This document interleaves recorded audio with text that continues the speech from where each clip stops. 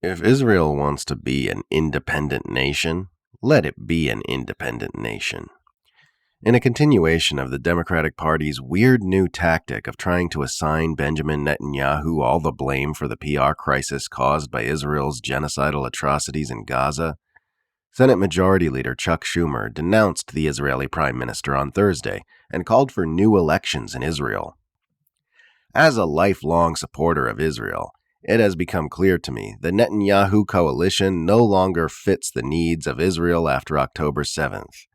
The world has changed radically since then, and the Israeli people are being stifled right now by a governing vision that is stuck in the past, said Schumer, adding, "At this critical juncture, I believe a new election is the only way to allow for a healthy and open decision-making process about the future of Israel, at a time when so many Israelis have lost their confidence in the vision and direction of their government." Netanyahu's Likud party responded with an indignant statement saying that Schumer is expected to respect Israel's elected government and not undermine it. Israel is not a banana republic, but an independent and proud democracy that elected Prime Minister Netanyahu, the statement said.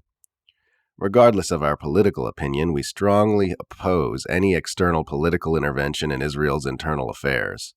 We are an independent nation, not a banana republic, echoed former Israeli Prime Minister Naftali Bennett.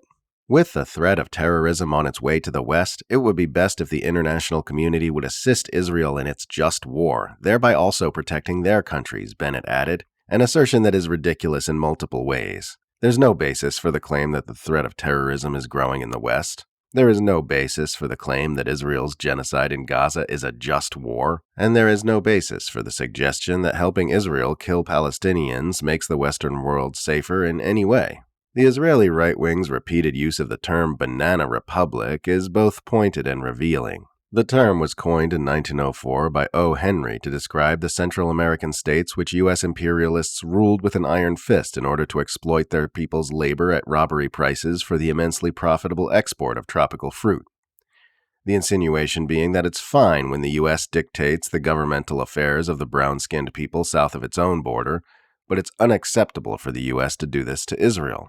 We saw this point driven home in even starker terms with a Council on Foreign Relations piece titled Schumer's Attack on an Ally at War by virulent neocon Elliot Abrams. Abrams calls Schumer's mild finger-wagging and unconscionable interference in the internal politics of another democracy, claiming the American senator is trying to treat Israel like a colony of the United States by controlling its internal affairs, which is hilarious, given that just a few years ago, Abrams was openly working to stage a coup in Venezuela under the Trump administration.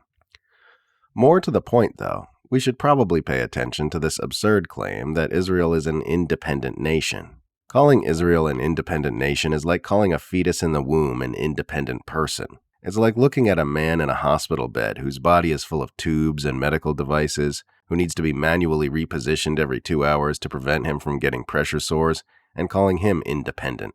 Israel is as dependent as a nation can possibly be.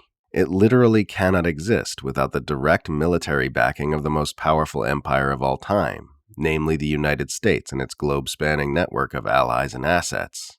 Last November, a retired Israeli major general named Yitzhak Brick told a columnist with the Jewish News Syndicate, "All of our missiles, the ammunition, the precision-guided bombs, all the airplanes and bombs, it's all from the U.S. The minute they turn off the tap, you can't keep fighting. You have no capability. Everyone understands that we can't fight this war without the United States. Period." That is not how one talks about an independent nation. Israel knows it's fully dependent on the U.S. empire, which is why it pours so much energy into lobbying in the U.S. and its imperial member states like the UK.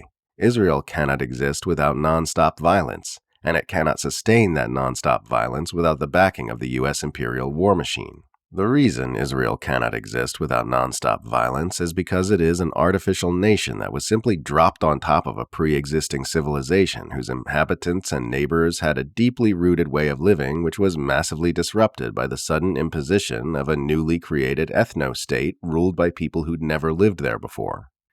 Its emergence was so forced and unnatural that Zionists literally revived a dead Middle Eastern language called Hebrew and made it their national language so they could LARP as indigenous people speaking in their native tongue.